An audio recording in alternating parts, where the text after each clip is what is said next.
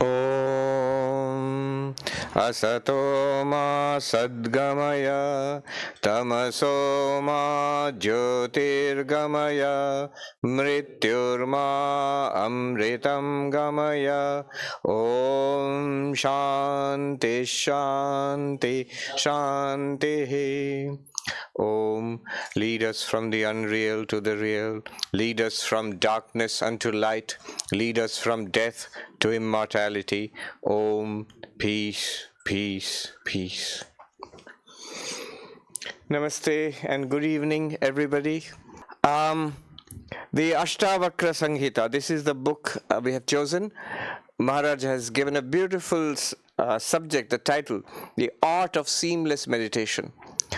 What is the art of seamless meditation, and how is this the art of seamless meditation? What is seamless meditation? We'll see. I'll talk about that tomorrow, I promise.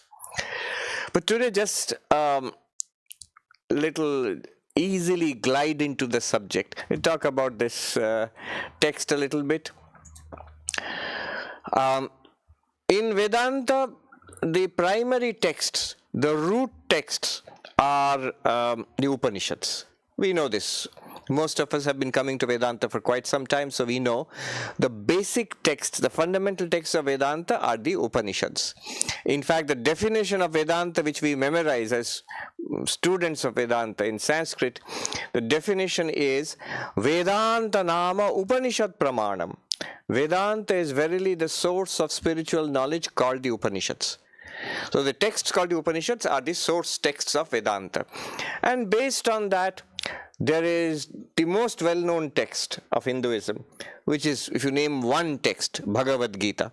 That's also a fundamental text of Vedanta. Fundamental root text is Upanishad. Based on the root text, you have the Bhagavad Geetā, which is a dialogue. Often in these texts, you will find dialogues between the teacher and the student.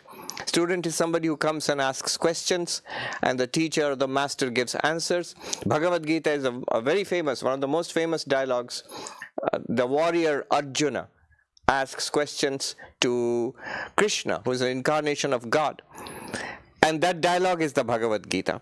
The Upanishads themselves, in most cases, they are dialogues between the teacher and the student. Sometimes the teacher and the student are mentioned. Like in Katha Upanishad, you have the little boy Nachiketa, who is the student. And the teacher is none other than the god of death, Yamaraja. In the Chandogya Upanishad, in the 6th chapter, you find you find this Shvetaketu and his father. The student is the son and the father is the teacher. Sometimes the teacher is a sage and the student is a king. Sometimes the king is the teacher and the monk is the student. So like this you have dialogues. Sometimes the teacher and the student are not mentioned, but you can see in the text it's questions and answers. So the names of the teacher and student are not there, but there is a teacher and the student in the background.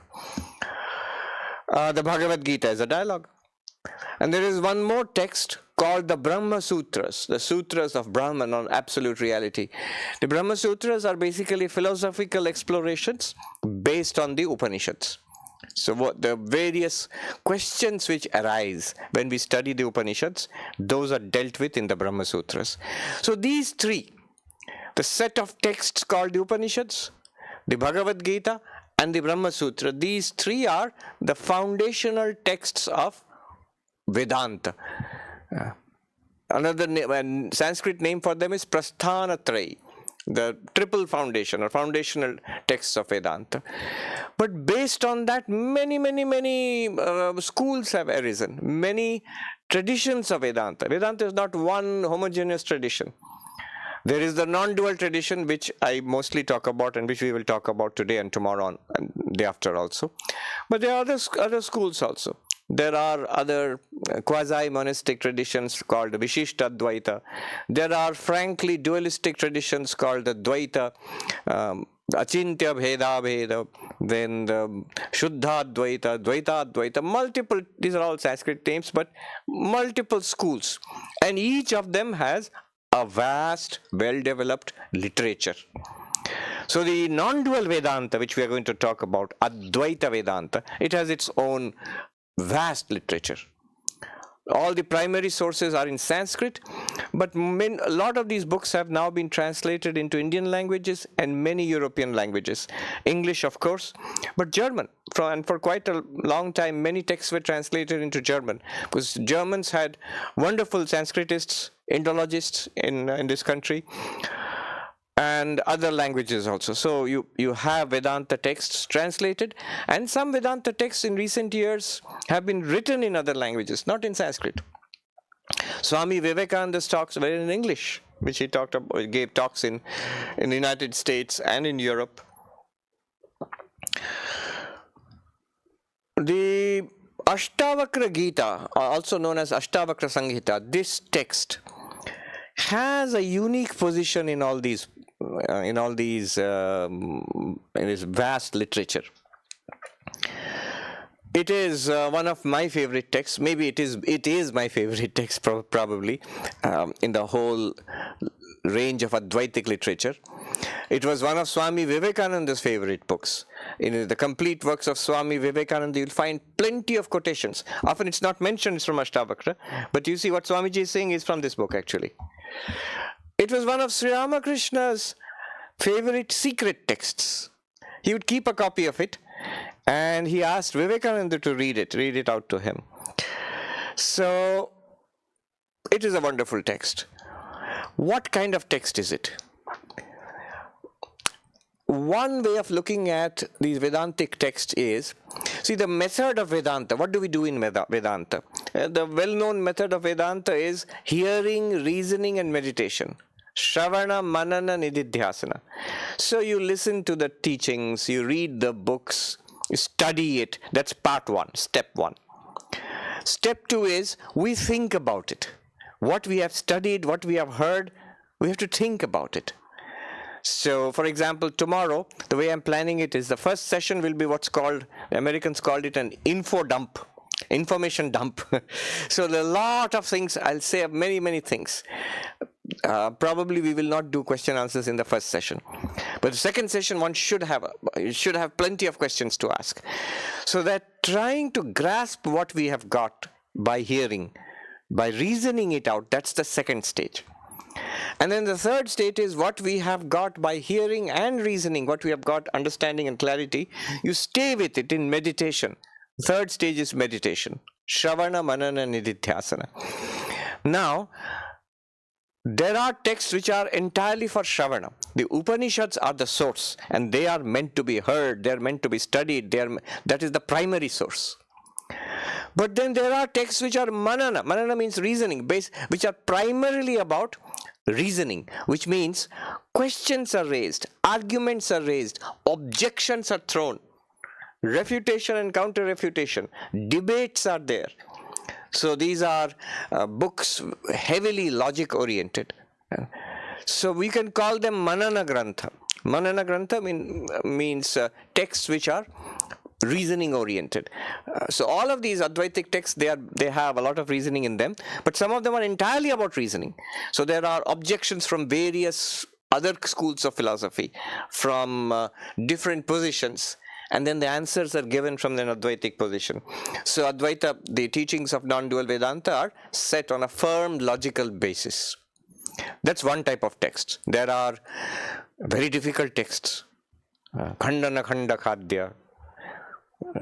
It means, in Sanskrit, it means, what is called cookie in German? What will be a cookie? What is cakes? Cakes. So the cakes, the pastries of debate. So debate, logic, fighting logically, that's called like a pastry or like a cake.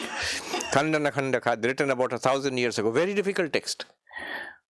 Advaita Siddhi, establishment of non-duality. Very, very difficult text. Somebody's called it a brain fryer. You read it, your brain will be fried.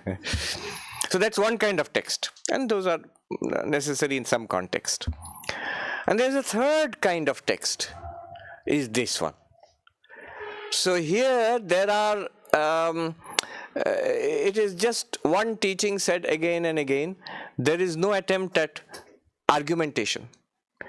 No attempt at developing a theory. See, in the primary texts, Upanishads and all, there's a development of the teaching. Here there is no attempt at development, only the end result, the final teaching is given. So these are what one might call the Nididhyasana texts. They are not called Nididhyasana texts, but I am just calling it texts for Vedantic meditation. If you have already learnt Vedanta, if you have already reasoned it out, and you claim, I have got it, but now I want to stay with it, stay with that truth, then this book is very good. It's like meditation. The Holy Mother, Ma Sharada Devi, somebody said to her, meditation is very difficult, mind flickers. And he was trying to meditate on Sri Ramakrishna. So she said that you just sit and look at the picture of Sri Ramakrishna. That's as good as meditation. Instead of trying to visualize the form of Sri Ramakrishna, very difficult, holding the attention there, have a picture in front, open your eyes and look at that. This book is as good as meditation. If you read this book, half an hour, 1 hour, you just sit quietly and read this book. It's as good as non-dual meditation. So this one might call a meditation book, not the original hearing, that's the Upanishads. Not the reasoning, the pastries of reasoning. But this is, in that sense, it's a final book. Final book. But that does not mean it's not for beginners. This is the beauty of the Ashtāvakra.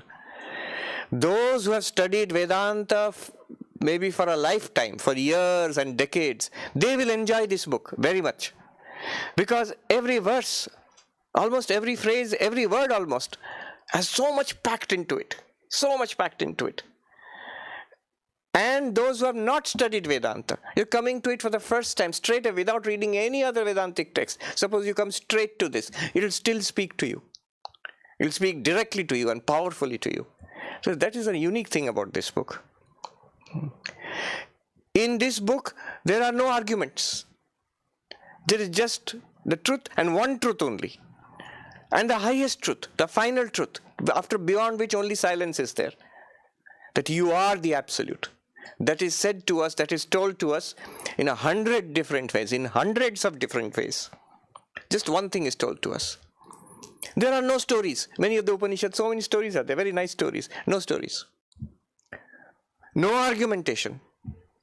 Even the language of Ashtāvakra, it is Sanskrit, but very simple Sanskrit. There is no attempt at the very long Sanskrit words and efforts at poetry and difficult language. No, very simple language. One beautiful translation, English translation which I like, one of the multiple translations. This is the one by Swami Sarvapriyānanda ji, one of our senior monks, who in a wonderful translation of the Ashtāvakra. And there are other translations.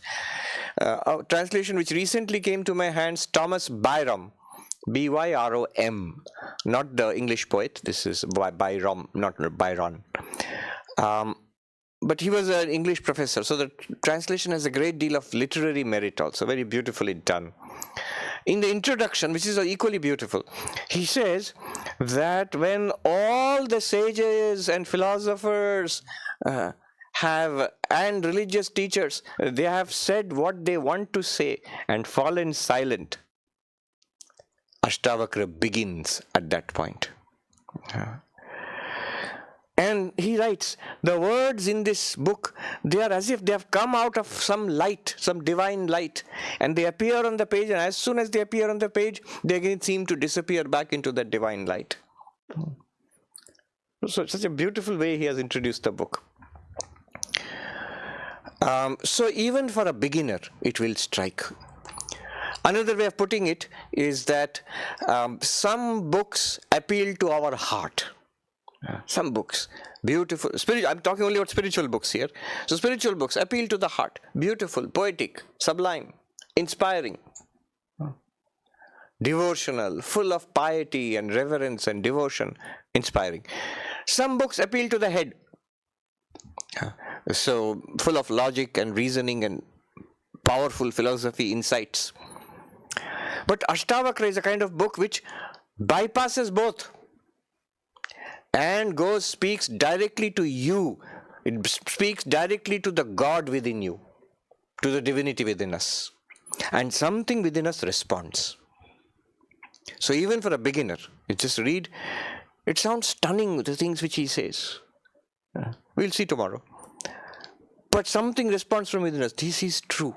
Though I don't understand it, though I don't seem to experience it or feel it, something here, this is true.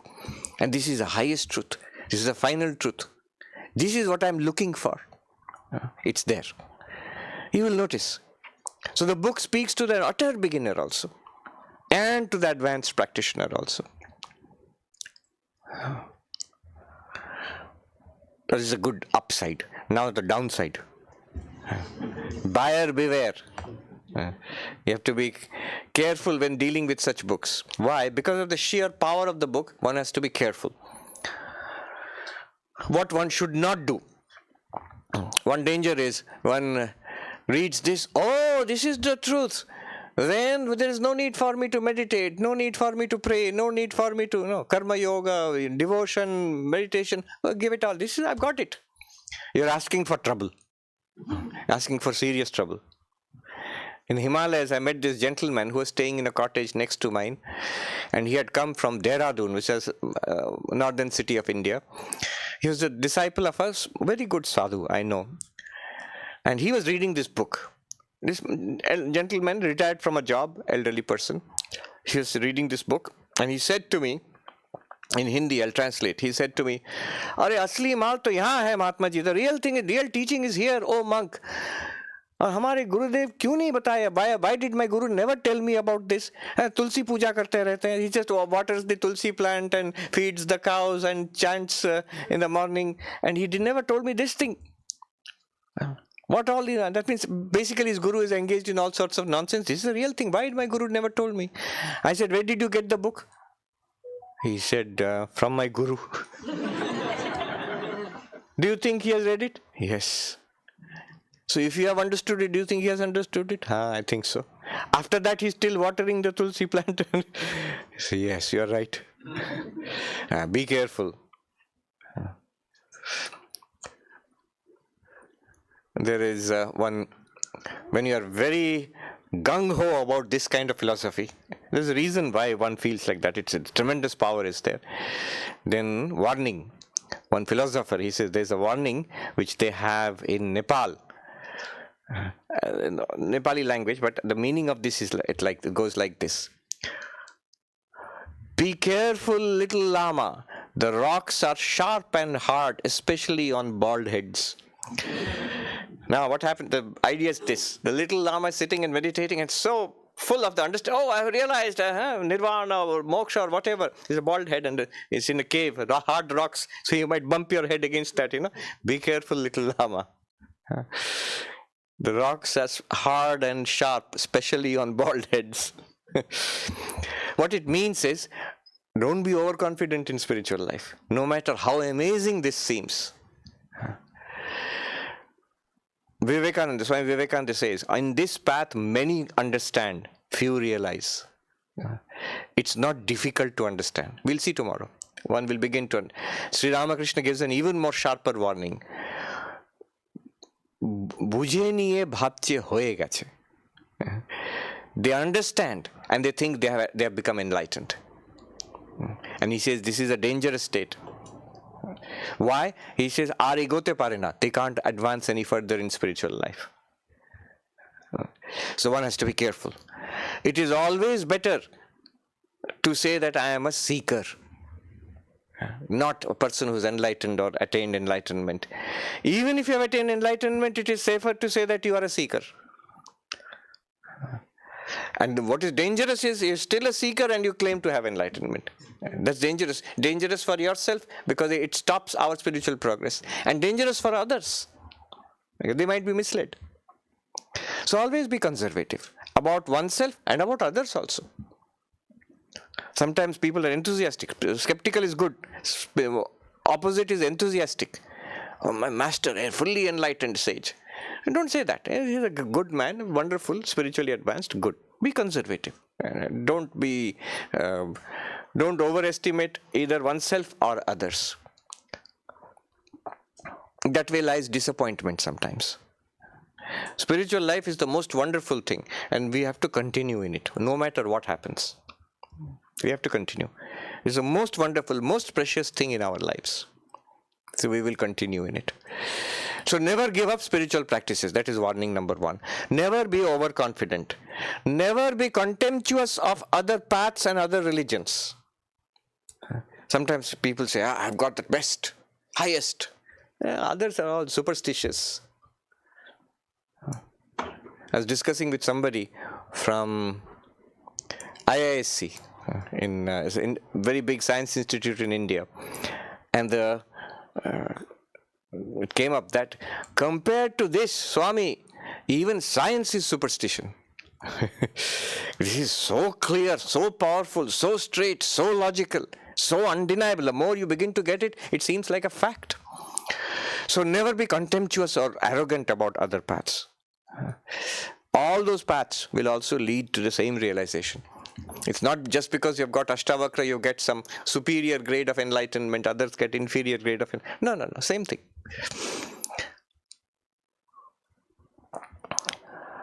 Somebody said that what it teaches is too good to be true, too simple to be true, and too easy to be true. It is true. It is too good. It's really, really good what it says. And it's really, really simple what it says. And it's really, really easy what it says. So it's too good, it's too easy to be true, too simple to be true, too good to be true. But it is true. Now, it's not that easy, that simple. It has to be backed up by spiritual practice. Otherwise, you will end up with a complaint like some people will feel, what did they say? I didn't get it. You are safe. You didn't get it, you are safe. Others will say, I got it. My God, this is the most wonderful thing. Be careful there. And the rocks are sharp and hard. So, there, spiritual practice is necessary, because the complaint is, I have understood it, Swamiji, but now what do I do? And the answer from a traditional Vedantic perspective is, if you ask that question, I have understood it, now what do I do? You have not understood it. That question should not come. Yeah. And the answer for that is, remedy for that is, listen again, carefully. Listen carefully. If not Ashtāvakra, something else. The many non-dual texts, listen in dozen different ways, one will begin to get it.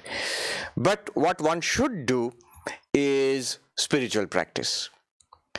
Karma yoga, bhakti yoga, and meditation, dhyana. These are essential. These are the foundational things. Without that, this will not work. At best, one may feel, without those practices, one may feel, I learnt a very nice philosophy. I heard some very good things. And then, nothing. That's all. It's a nice philosophy. But with purity of mind, with concentration of mind, with a devoted heart, if one comes to this, it can lead to enlightenment. So, karma yoga, bhakti yoga, and dhyana or raja yoga, these are essential for this practice. For this Ashtāvakra thing, for Advaita Vedanta also. I don't want to start the text today. I don't know if you have any reactions, questions, observations. We'll start tomorrow. Somebody said to me, it sounds very much like a lazy man's philosophy, a lazy person's philosophy. And Ashtāvakra says, this is meant for who is the fit student, the laziest person possible. One verse I can say, it's shocking what he says here, the teacher. It's a dialogue between two favorite characters, popular characters in Indian texts.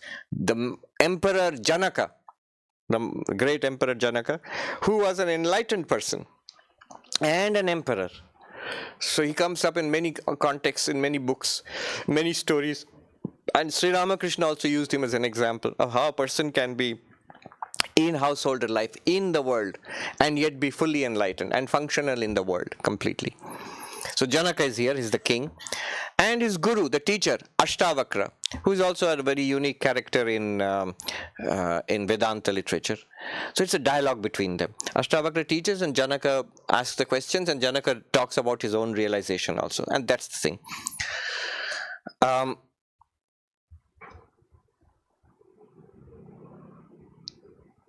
What else should I add now? All right, let me do just one verse. It's shocking here. Why it's shocking? You'll see. This is Ashtāvakra style. He says, what will this give you, the result? Usually Vedanta text will say it will remove suffering, it will take us beyond suffering, it will give us limitless fulfillment. Atyantika dukkha nivritti paramananda praptischa. Complete cessation of suffering and attainment of lasting fulfillment or bliss. This is the way it is put.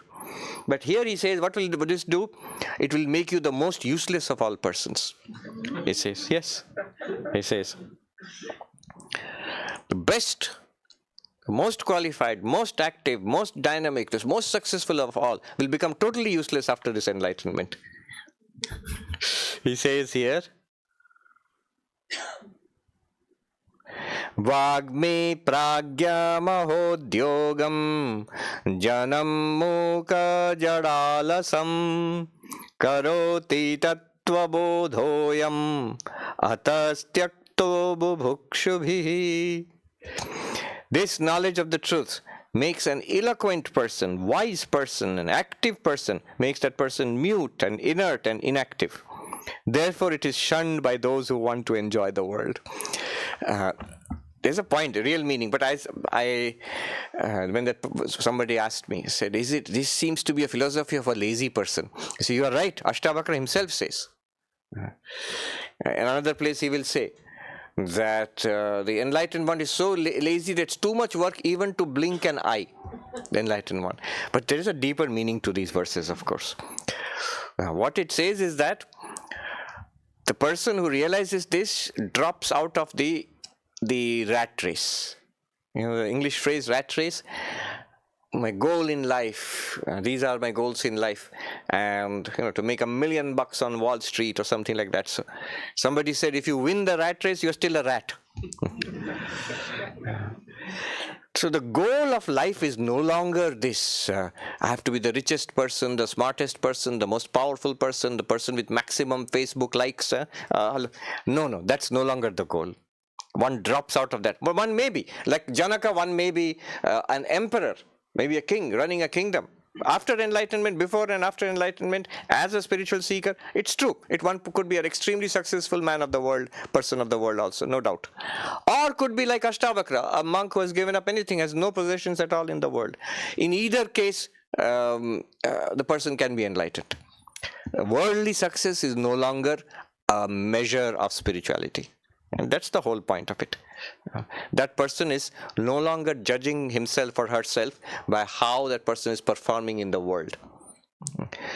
Whatever is in the world, it will continue. But here you get something which is higher and deeper than that.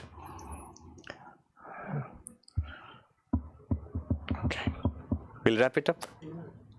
You have something to say from your sides? Comment, observation? Yeah. What I'll do is, tomorrow I will take up a particular sequence. I'll tell you more about it tomorrow.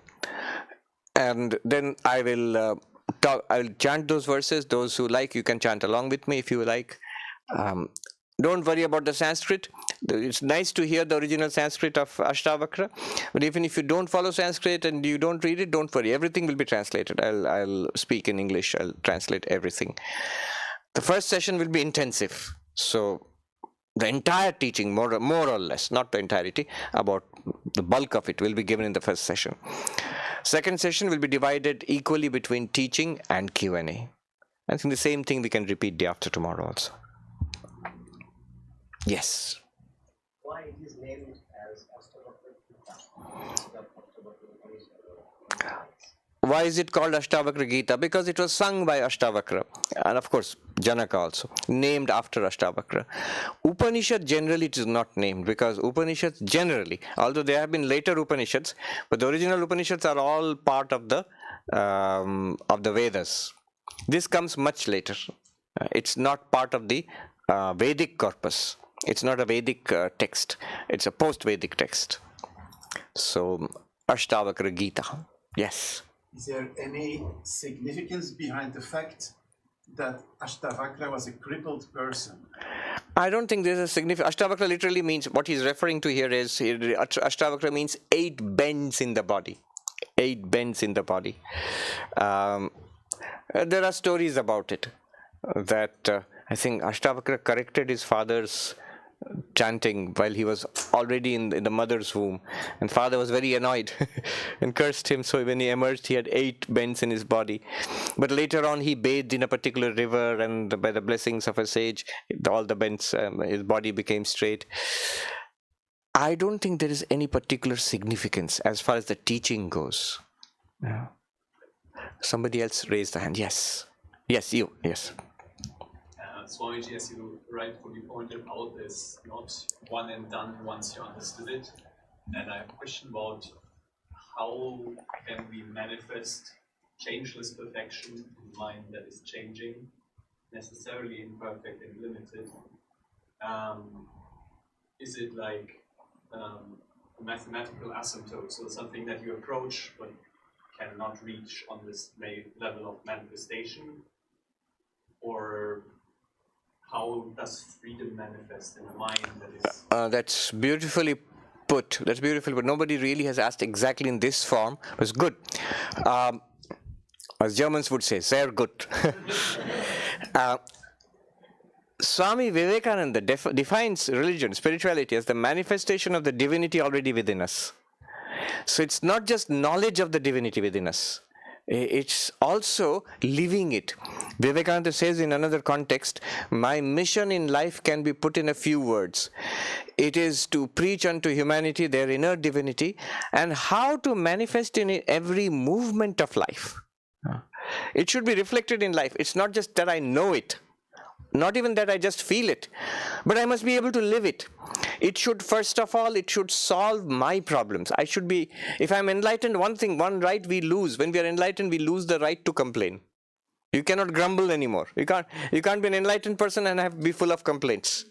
So it should be able to overcome my problems at an existential level. Not financial level or physical level, no, existential, deep spiritual existential level. I should have no more problem. I should be fine. And it should give me deep fulfillment. I should not have to look for fulfillment outside in the world at all. Now, it should manifest in my actions, in what I do, in what I say, and how I think. That's what Vivekananda means by the manifestation of the divinity. Now, your question is very interestingly put. You're talking about an absolute. But then how do you manifest the absolute in the relative world, this world? You're talking about the changeless. But how do you manifest the changeless in the ever-changeful world? Basically, how do you manifest perfection in an imperfect world? Whatever you manifest in an imperfect world will be necessarily imperfect. Yes and no. Remember, we are not talking about the perfection of the manifestation itself. We are talking about the perfection of the absolute. You will realize you are the absolute and therefore perfect in that sense. Now, knowing your absolute nature, knowing that we are Brahman, as this world appears to us, this world is also not separate from Brahman. It's the manifestation of Brahman. How will I now react to it?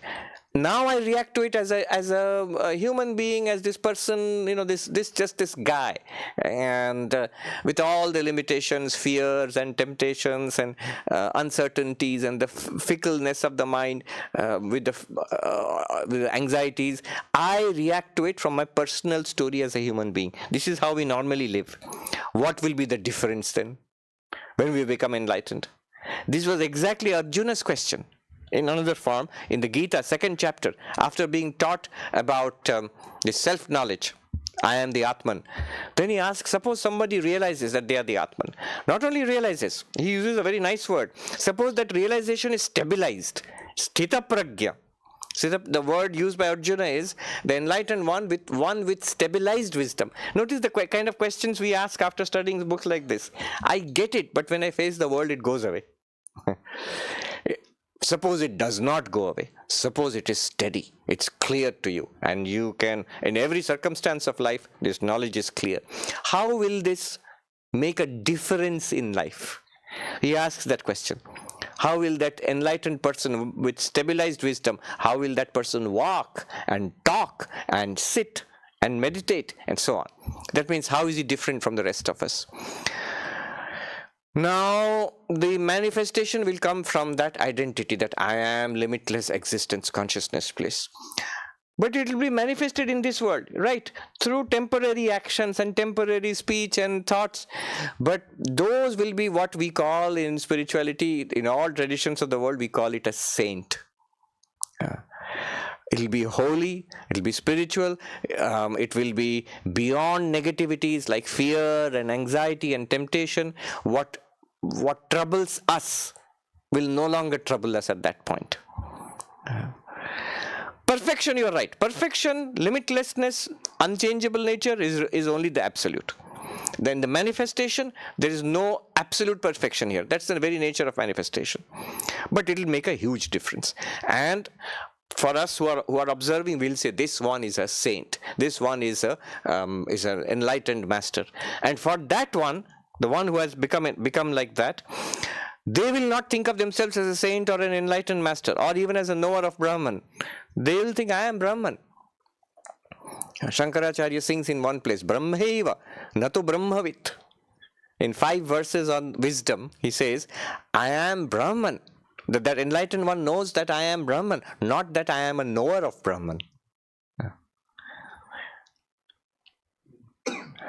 So, precise answer to your question? It's a very well put question. From the perspective of realization, I am the absolute, and yes, it is changeless, it is perfect. Manifestation is like a radiance of that. It's like a shining forth of that. It's like the sun and the sun's rays. Sun is like limitless radiance. Each one of the rays has the same nature as the sun, but it's not limitless like the sun. So the actions of the enlightened one will be like that. All right, we'll end with that question. Why did Ashtāvakra teach this to enlightened soul like Janaka? The story starts off with Janaka asking, how will I be enlightened? So let's assume that he was not enlightened at that point. And then Ashtāvakra tells him, and then Janaka says, I now realize this. That means he becomes enlightened. But you will notice that he becomes enlightened pretty fast. Yeah. So it is actually the story, and the book itself does not say that he's teaching an enlightened soul. Maybe a person who's ready for enlightenment, and he gives the teaching and becomes enlightened. Maybe if I get time later on, I will tell you a little story I heard from monks, not in any book, about this question. Somebody asked a question to Janaka. How is it possible for one human being? See, you are an enlightened person, knower of Brahman. You have realized Brahman. 1. Number 2, your daughter is the divine mother Sita. Your son-in-law is God, Rama. And you are an emperor also. How can one human being have all of this?